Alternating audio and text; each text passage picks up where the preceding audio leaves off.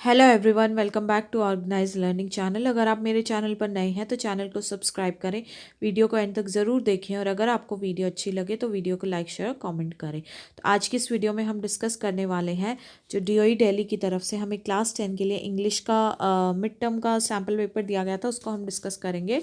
तो ये sample paper को डिस्कस करने की सीरीज़ में एक सैम्पल पेपर हम डिस्कस कर रहे हैं।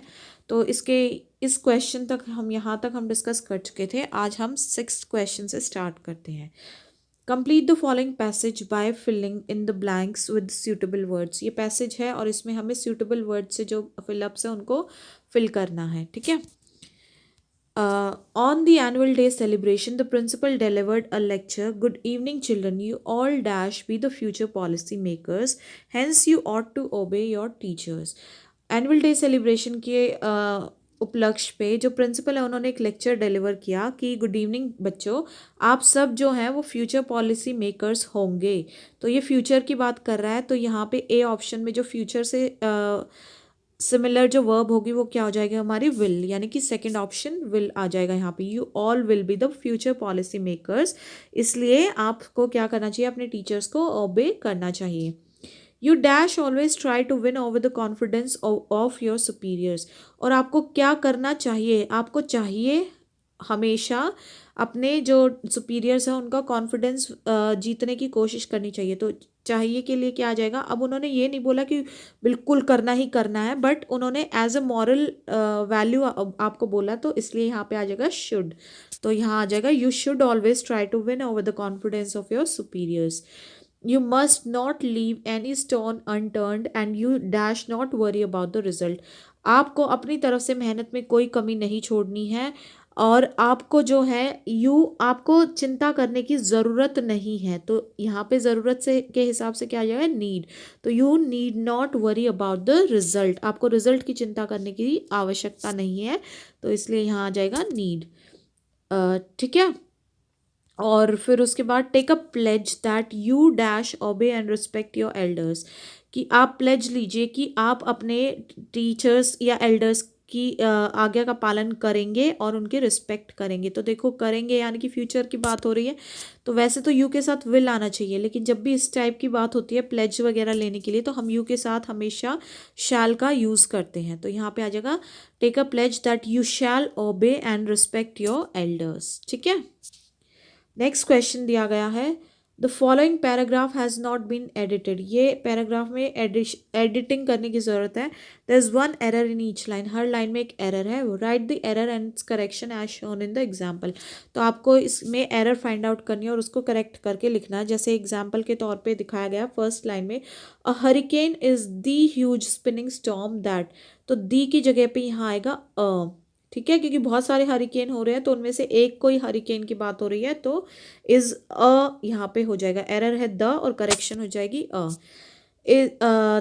Forms over a warm ocean, it's 300 miles. तो इट्स मतलब तो ये हो जाएगा कि इसका 300 माइल वाइड, ऐसे नहीं होगा, ये हो जाएगा इट इज़, कि ये स्टॉर्म है, तो इसलिए इट्स यहाँ पे एरर है और इसकी करेक्शन हो जाएगी इट इज़।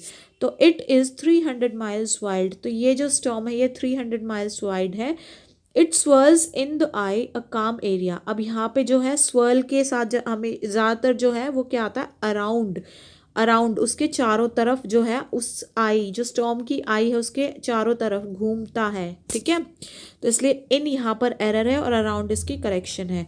अ काम area on the centre of the storm, अब ऑन द सेंटर नहीं आता है, सेंटर के साथ जो है एट द सेंटर आ जाएगा, तो ऑन की जगह एरर है और करेक्शन हो जाएगी eight. When hurricanes reach land, they bring high winds, heavy rains और huge waves। तो यहाँ पे जो एरर है कि जब भी हरिकेन्स आते हैं वो लैंड पर पहुँचते हैं, वो अपने साथ हाई विंड्स लेकर आते हैं, हैवी रेन्स लेकर आते हैं और ह्यूज वेव्स लेकर आते हैं। तो यहाँ ये और का मतलब होता है या, तो ये कि हाई विंड्स लेकर आते हैं या फिर हैवी रेन्स लेकर आते हैं या ह्यूज वेव्स नहीं, बल्कि हाई विंड्स, हैवी रेन्स और ह्यूज वेव्स, ये तीनों चीज़ें लेकर आते हैं। तो इसलिए और यहाँ एरर है और इसको हम रिप्लेस करेंगे एंड से, ठीक है। नेक्स्ट क्वेश्चन है, ये है हमारा सेक्शन सी लिटरेचर जो कि 40 मार्क्स का है। तो ये read the extract and answer the following questions. हमें एक्सट्रैक्ट पढ़ना है और उसके आंसर्स हमें देने हैं। Not a leaf remain on the trees, एक भी पत्ती जो है ट्रीज पर नहीं बची। The corn was totally destroyed, जो कॉर्न था वो पूरी तरह नष्ट हो गया। The flowers were gone from the plants, जो फूल थे प्लांट्स के वो भी चले गए थे। Lencho's soul was filled with sadness, और लेंचो की आत्मा जो है, लेंचो जो है वो परेशान हो गया था, वो उदासी से भर गया था। When the storm had passed, he stood in the middle of the field and said to his sons, a plague of locusts would have left more than this. और जब वो स्टॉर्म चला गया तो वो अपने फील्ड के मिडल में खड़ा हुआ और उसने अपने बेटों को कहा कि जो लोकस्ट होते वो भी शायद इतना नुकसान नहीं करते, वो भी कुछ बच जाता, अगर वो भी नुकसान कर रहे थे खेत का तो भी कुछ ना कुछ तो बच जाता हमारे खेत में। The hell has left nothing, लेकिन जो ये हेल है इनसे इन्होंने इतना नुकसान कर दिया कि अब कुछ भी नहीं बचा। This year will have no corn, और इस साल हमें कोई कॉर्न नहीं मिल पाएगा। ठीक है, तो अब इसके क्वेश्चंस क्या है। Why did no leaf remain on the trees, तो ट्रीज पे कोई भी लीफ क्यों नहीं बची। तो इसका आंसर हो जाएगा a hail storm had struck leaving the field bare, क्योंकि एक हेल स्टॉर्म आ गया था उनके खेत में जिससे वो सारा खेत जो है नष्ट हो गया और सब कुछ खत्म हो गया वहाँ पर। What was the major effect of the hail storm on the field, और सबसे ज़्यादा क्या इसका नुकसान हुआ इस हेल स्टॉर्म का फील्ड पे। तो the corn was totally destroyed by the hail storm, जो कॉर्न था वो पूरी तरह जो है डिस्ट्रॉय हो गया था इस हेल स्टॉर्म के द्वारा। ठीक है, नेक्स्ट है how did Lencho feel after the storm. अब लेंचो को कैसा फील हो रहा था स्टॉर्म के बाद। तो Lencho was utterly unhappy and distressed after the storm, तो वो बहुत ज़्यादा नाखुश हो गया था और वो बहुत अंदर से टूट चुका था स्टॉर्म के बाद। What made Lencho sad, Lencho किस बात से उदास हो गया। Lencho was sad as he was left with no corn to sow and feed his family with, Lencho इसलिए उदास हो गया था क्योंकि अब उसके पास बोने के लिए कोई कॉर्न नहीं बचा था और अब वो अपनी फैमिली को क्या खिलाएगा। नेक्स्ट है whose soul was filled with sadness, किसके कौन जो है वो उदासी से भर गया। तो Lencho soul was filled with sadness, Lencho की आत्मा या लेंचो जो है अंदर से वो उदासी से भर गया।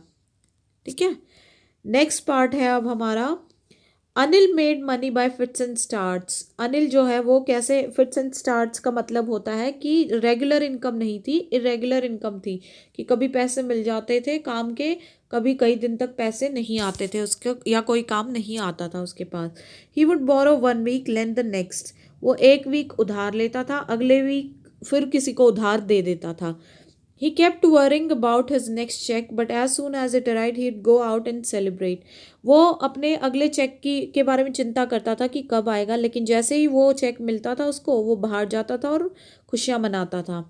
It seems he wrote for magazines, a queer way to make a living.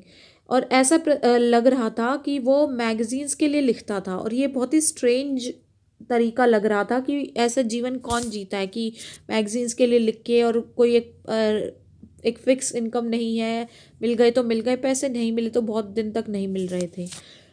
तो इसके क्वेश्चंस क्या दिए गए हैं। Anil made money by fits and starts means that he, तो अनिल जो है वो पैसा फिट्स एंड स्टार्ट से आता था उसके पास, इसका क्या मतलब है। तो इसका हो जाएगा option number C, that is received money intermittently, कि उसको इरेगुलर तरीके से पैसा मिलता था, कि मिलता था तो कई बार कई दिन तक मिल जाता था, अदरवाइज कई दिन तक नहीं मिलता था। नेक्स्ट जो है the information in the extract suggest that Anil could be a, तो ये जो इन्फॉर्मेशन हमें एक्सट्रैक्ट में दी गई है इससे हम क्या पता कर सकते हैं कि अनिल क्या हो सकता है। तो क्योंकि वो एक मैगजीन के लिए लिख रहा था और उसके पास एक फिक्स इनकम नहीं थी, तो ये हो सकता है ये फ्रीलांसर की जॉब ऐसी ही होती है, तो बी ऑप्शन फ्रीलांसर। नेक्स्ट है if borrow is to lend then pick the odd pair for the options below. Borrow और लेंड एक दूसरे के ऑपोजिट हैं, मतलब बोरो मतलब उधार लेना, लेंड मतलब उधार किसी को देना। तो यहाँ पे ऑड वाला हमें पिक करना, तो देखो ऑप्शन नंबर 1 गिव और टेक ये एक दूसरे के ऑपोजिट है, गिव मतलब देना, टेक मतलब लेना, लूज खोना कुछ, फाइंड मतलब पाना। सी है option number hop and skip, hop का मतलब भी कूदना होता है और स्किप का मतलब भी कूदना होता है, तो इसलिए सी ऑप्शन जो है ऑड वन हो जाएगा। नेक्स्ट है the reference to making a little money this way refers to a way that is viewed by most people as, तो यहाँ पे जो एक्सट्रैक्ट में ये दिया गया है कि लिटिल मनी दिस वे, कि इस तरीके से पैसा कमाना, तो ये जो तरीका है, ये ज़्यादातर लोग इस तरीके को कैसे देखते हैं, तो इस तरीके को ज़्यादातर लोग देखते हैं चैरिटेबल, कि वो तो जैसे मतलब चैरिटी काइंड ऑफ करना होता है कि बस जो मिल गया उसको कमाया और अपने पे खर्च किया, कुछ औरों को दे दिया, लेंड किया, बोरो किया, तो ये चैरिटेबल तरीका माना जाता है। ठीक है। Based on your understanding of Anil in the extract, choose the option that synchronizes with his thinking. अब हमने ये extract में अनिल के बारे में जो पढ़ा, तो हमें ये बताना कि उसकी thinking कैसी थी। ठीक है। So what if I don't have much money? Giving it to that person is important as they could do with a helping hand. तो उसकी थिंकिंग ये हो थी, मतलब कि अगर क्या हुआ, मेरे पास ज़्यादा मनी नहीं है, लेकिन अगर मुझसे कोई हेल्प मांग रहा है और मैं अगर उस पर्सन को जितना पैसा मेरे पास है वो दे रहा हूँ, मेरे लिए वही सबसे ज़्यादा इम्पॉर्टेंट है। तो जनरली अनिल की थिंकिंग ऐसी थी, क्योंकि वो चैरिटेबल काइंड ऑफ वे था उसका मनी मेकिंग का। ठीक है। नेक्स्ट है question, read the extract and answer the following questions. अब फिर एक एक्सट्रैक्ट दिया गया है और उस पे बेस्ड हमें जो क्वेश्चंस हैं उनके आंसर्स करने हैं। ठीक है।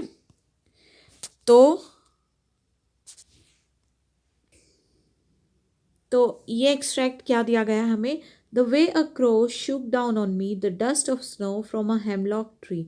एक जो क्रो है, कौवे ने मेरे ऊपर स्नो डस्ट फेंकी, किसकी, स्नो की, हेमलॉक ट्री पर से। Has given my heart a change of mood and saved some part of a day I had rued.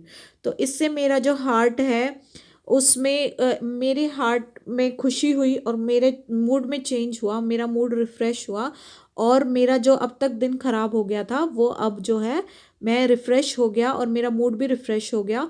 तो अब वो मेरा हैप्पी डे हो सकता है, या मैं उसको हैप्पी बनाने की कोशिश करूँगा।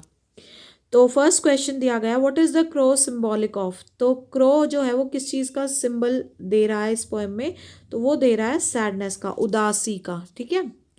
नेक्स्ट है सेकंड क्वेश्चन है, what does the hemlock tree signify. Hemlock tree की क्या इंपॉर्टेंस है, तो हेमलॉक ट्री जो है वो डेथ एंड फियर से रिलेटेड है। ठीक है। नेक्स्ट थर्ड पार्ट है, how did the crow change the poet's mood. Crow ने पोइट का मूड कैसे चेंज किया, making him feel refreshed by shaking the dust of snow on him.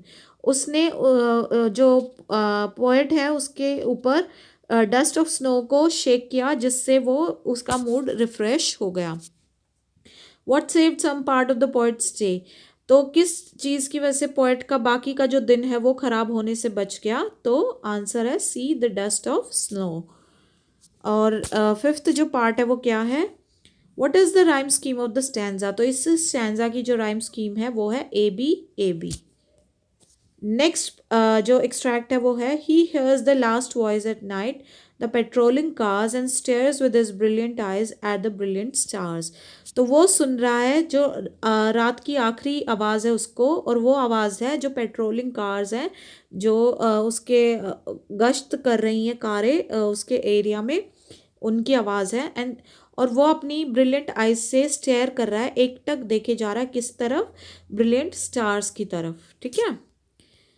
तो इसका जो क्वेश्चन है वो क्या है, name the poem and the poet of the above stanza. तो इस पोएम और इसके पोएट का नाम बताना है। तो ये पोएम का नाम है अ टाइगर इन द जू, और जो पोएट है वो है लेस्ली नॉरिस। तो ऑप्शन डी। सेकंड है, what is the rhyme scheme of the stanza. तो इस स्टैंजा की जो राइम स्कीम है वो है ए बी सी डी। ठीक है, बी ऑप्शन। नेक्स्ट है, what does the tiger hear in the zoo. तो टाइगर को क्या सुनाई दे रहा था जू में, तो लास्ट वॉइस क्या थी, ही hears the sounds of patrolling cars of the guards. जो गार्ड्स की पेट्रोलिंग कार्स थी उसकी आवाज़ें उसको सुनाई दे रही थी। नेक्स्ट है, which word in the stanza means look intently. इस स्टैंजा में कौन सा ऐसा वर्ड है जिसका मतलब है एक टक देखना। तो वो हमने अभी पढ़ा स्टेयर्स कि एक टक मतलब स्टेयर करना होता है, एक टक देखना। ठीक है। और नेक्स्ट क्वेश्चन है, the rhyming words in the stanza are. इस स्टैंजा में राइमिंग वर्ड्स क्या है, कार्स स्टार्स। ये राइम कर रहे हैं ना, कार्स और स्टार्स। अब नेक्स्ट जो क्वेश्चन आता है हमारे पास वो है, answer any four of the following in about 40 to 50 words each. तो ये पार्ट दिए गए हैं, इन पार्ट का आंसर हमें 40 से 50 वर्ड्स में देना है। तो ये थोड़ी सी प्रिंटिंग मिस्टेक है, ये हो जाएगा ABCDE पार्ट। तो फर्स्ट पार्ट हमें क्या दिया गया है, at the beginning of his speech Mandela mentions an extra ordinary human disaster. जब अब मंडेला जो है अपनी स्पीच दे रहे होते हैं तो उसके बिगनिंग में वो एक चीज़ मेंशन करते हैं, वो चीज़ होती है एक्स्ट्रा ऑर्डिनरी ह्यूमन डिजास्टर।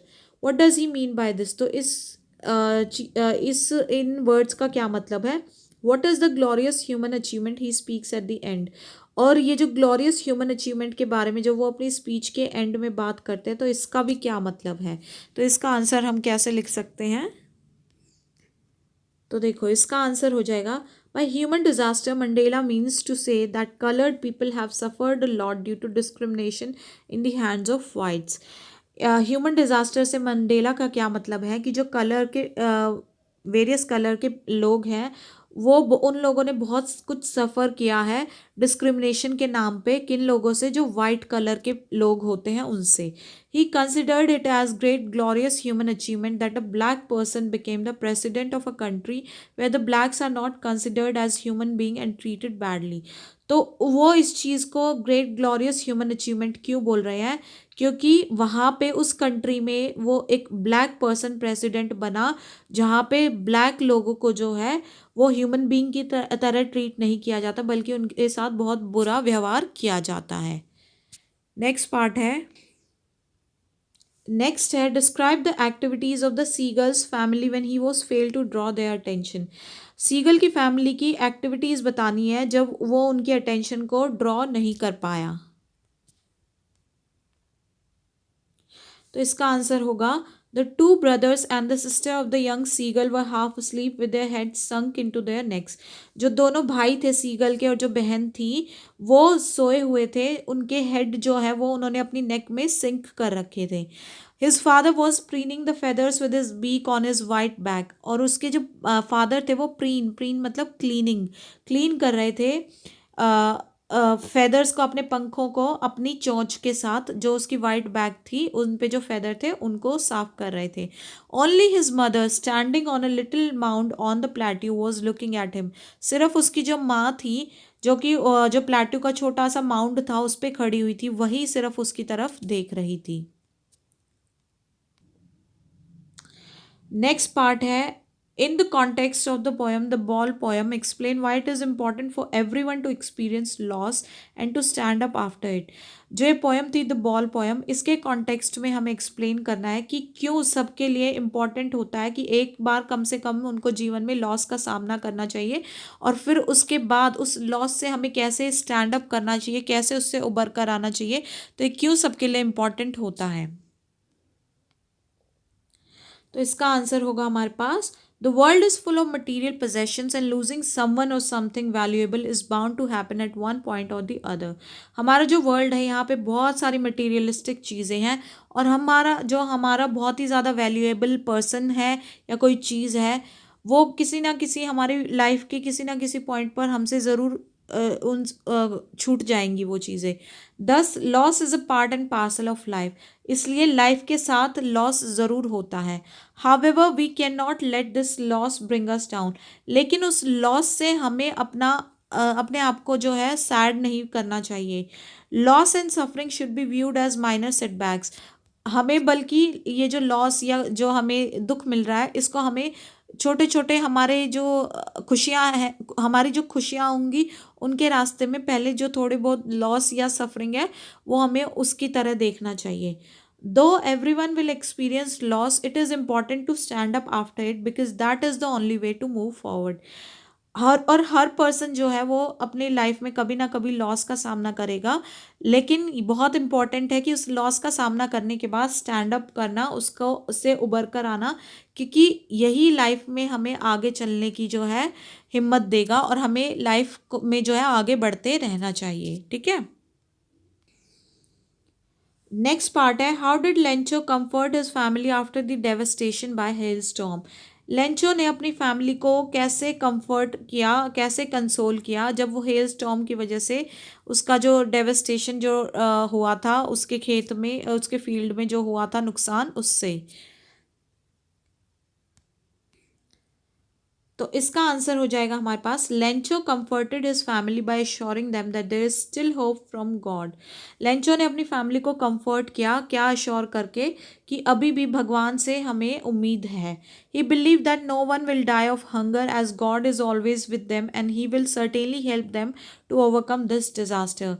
उसका विश्वास था कि कोई भी जो है भूख से नहीं मर सकता, क्योंकि भगवान हमेशा उनके साथ होते हैं और वो भगवान ज़रूर उनकी हेल्प करेंगे ये जो नुकसान हुआ है, ये डिज़ास्टर हुआ है, इससे ओवरकम करने में। और नेक्स्ट पार्ट क्या है, describe the theme of the poem how to tell wild animals in your own words. तो ये जो पोएम थी how to tell wild animals, इस पोएम की जो थीम है वो अपने वर्ड्स में लिखनी है। तो the poem revolves around the dangerous ways to identify wild animals. तो ये जो पोएम है ये किसके अराउंड रिवॉल्व करती है, जो अलग अलग जो डेंजरस तरीके होते हैं वाइल्ड एनिमल्स को पहचानने के, उसके around. The poet tries to distinguish one animal from the other in a humorous way. और जो पोएट है वो एक एनिमल को दूसरे एनिमल से कैसे भिन्न होते हैं ये बताने की कोशिश करते हैं, और एक लाइट मूड में बताने की कोशिश करते हैं। The poem is thus very educative and informative which tells us about various features of wild animals। तो इसलिए जो पोएम है ये बहुत ही इससे हमें शिक्षा मिलती है और इन्फॉर्मेशन मिलती है जो कि हमें वाइल्ड एनिमल्स के बहुत सारे फीचर्स के बारे में बताती है। तो इस वीडियो में हम यहीं तक के क्वेश्चंस डिस्कस करते हैं, जो बच गए हैं उनको हम नेक्स्ट वीडियो में डिस्कस करेंगे। तो आशा है कि आपको ये वीडियो और ये क्वेश्चन आंसर समझ में आए होंगे। तो अगर आपको वीडियो अच्छी लगी और वीडियो समझ में आई है तो वीडियो को ज़्यादा से ज़्यादा शेयर करें, वीडियो को लाइक करें, कॉमेंट करें, चैनल को सब्सक्राइब करें। मिलते हैं नेक्स्ट वीडियो में, और तब तक के लिए आप बहुत अच्छे से अपनी तैयारी करते रहिए। All the best for your exams.